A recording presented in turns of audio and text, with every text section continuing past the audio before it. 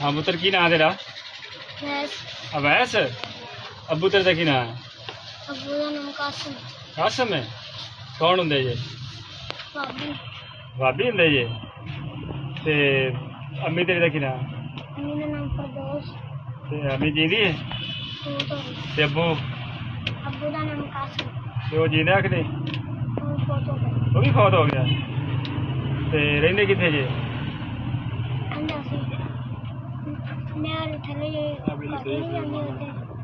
नार थले घाटी? नार केड़ी?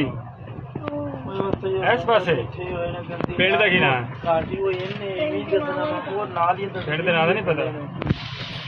नाज़रीन, यह बच्चा है जिहड़ा अपना नाम अवैस दसदा है, अपने वालिद का नाम कासिम दसदा है, अपनी वालदा का नाम फरदौस दसदा है। कहता है वालदा भी फौत हुई है तो वालद भी फौत होया है। ते नहर का दसदा भी नहर के थले घाटी, पिंड का नाम नहीं दस सकता। तो अगर कोई ये बारे जानता हो तो असी थले नंबर मैंशन कर रहे हैं, इस नंबर से लाजमी रबता करो। मेहरबानी।